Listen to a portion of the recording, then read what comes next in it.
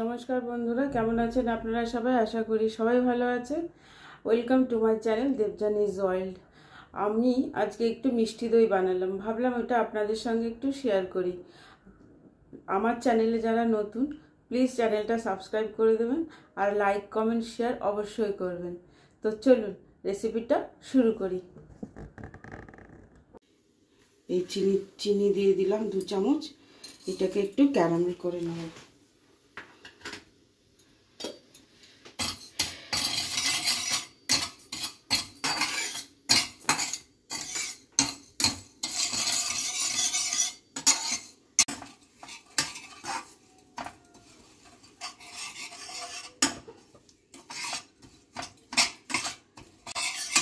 প্রায় হয়ে এসেছে এটা, আর একটু লাল হবে, তারপর দুধটা ঢেলে দেবো। এবার দুধটা ঢেলে দেবো।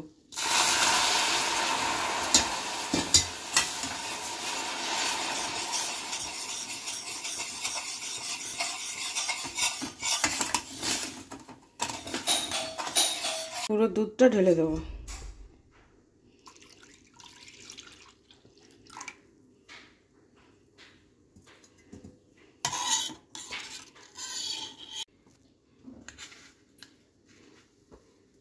আরো 2 চামচ চিনি দিয়ে দেবো।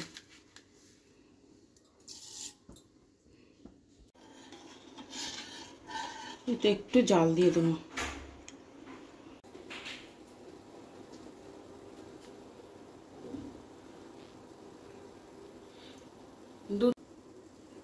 দুধটা ফুটে গেছে, এবার বন্ধ করে দেবো।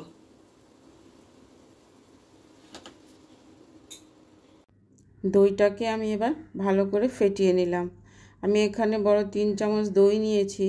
দইটাকে নিয়ে আমি একটু ছাঁকনিতে রেখে দিয়েছিলাম যাতে এক্সট্রা জলটা ঝরে যায়।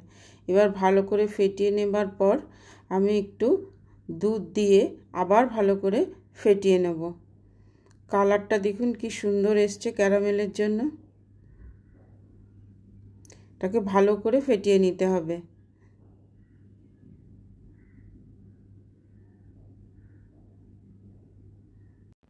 এরপর এই ফ্যাটানো দইটা নিয়ে ফ্যাটানোর সঙ্গে মিশিয়ে দিতে হবে।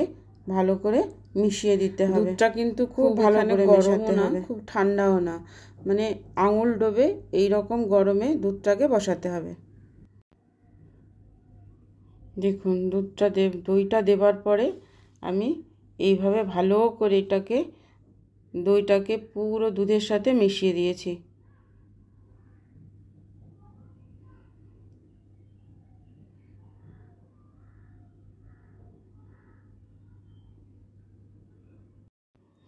এবার এই ভাঁড়গুলোতে একটু একটু করে ঢেলে দেব দুধটা। এই ভাঁড়গুলো জানেন তো, আমি কিন্তু কিনিনি, অনলাইন চায়ের অর্ডার দিলে এই ভাঁড়গুলো চায়ের সাথে আসে।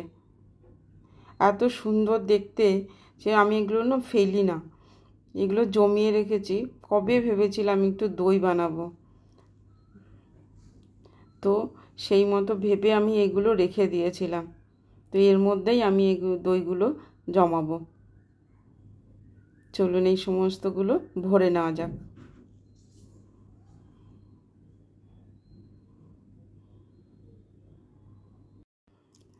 অন্য সব ভাঁড়গুলো সরিয়ে দিয়ে মাত্রই 5টা ভাঁড় রেখেছি আপনাদেরকে দেখানোর জন্য। সকালে উঠে না আমি এটা ফ্রিজে রেখে দিয়েছিলাম কিছুক্ষণ, যে ঠান্ডা হবে দইটা। ঠান্ডা দইটা খুব ভালো লাগে খেতে, এই যা গরম পড়েছে। আপনারা একবার বানিয়ে দেখুন, খুব সহজ বানানো এটা।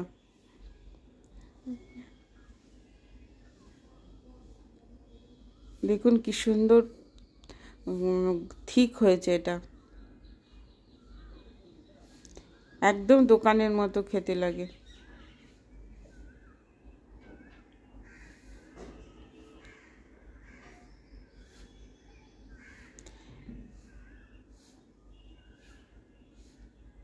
আমার চ্যানেলটা যারা নতুন, প্লিজ সাবস্ক্রাইব করে দেবেন আর লাইক কমেন্ট শেয়ার করবেন। দেখুন কি সুন্দর ঠিক হয়েছে।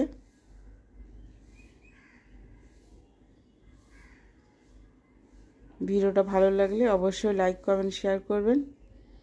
ভালো থাকবেন। টাটা।